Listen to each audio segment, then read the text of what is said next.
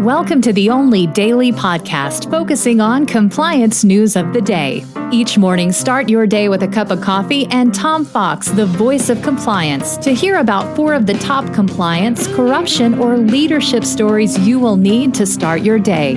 The Daily Compliance News is a production of the Compliance Podcast Network.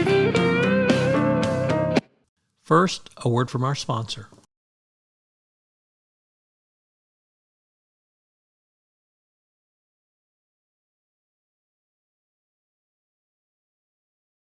The Daily Compliance News for September 20, 2022, the Stuck in the Middle with You edition. And we begin with that story from the Financial Times. Emily Jacobs reporting that middle managers are experiencing more pressure than ever, particularly since the start of the pandemic. The company is supporting middle management, but one interviewee said, we're entering a different chapter, a different economic context, and a push to get people back into the office. Middle managers are receiving little training on how to manage. They're getting coaching, but middle managers now have to do a wider variety of tasks, particularly with the management requiring the return to the office. So if you're in compliance, you need to wonder what this is doing for your middle management.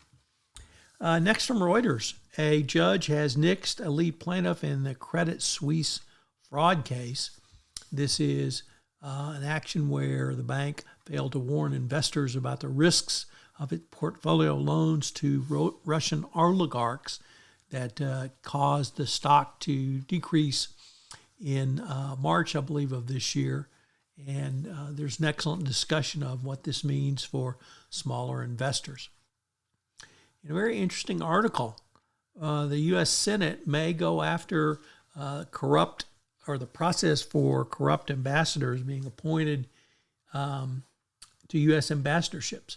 Now, this is not ambassadors who are incompetent, which of course was rampant in the Trump administration, but this is where a president nominates big donors to plum ambassador posting as a reward for scooping up campaign cash, coupled with qualifications be damned sensibility.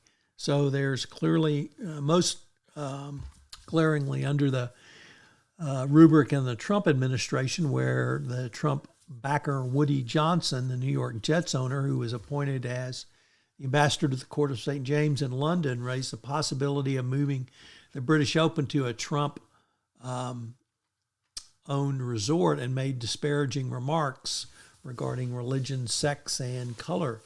Of course, that's not limited to the Trump administration. We've had numerous examples from other presidencies, but it's still something that's ubiquitous in the American political system.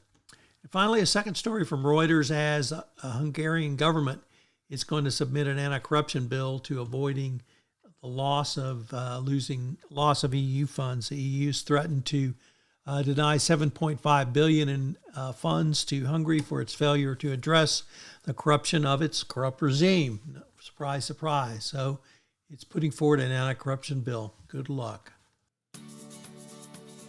The Daily Compliance News is a production of the Compliance Podcast Network and a proud member of C-Suite Radio. Thanks so much for listening. I hope you'll join me again tomorrow.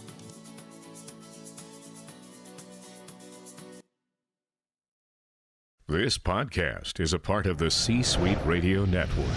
For more top business podcasts, visit c-suiteradio.com.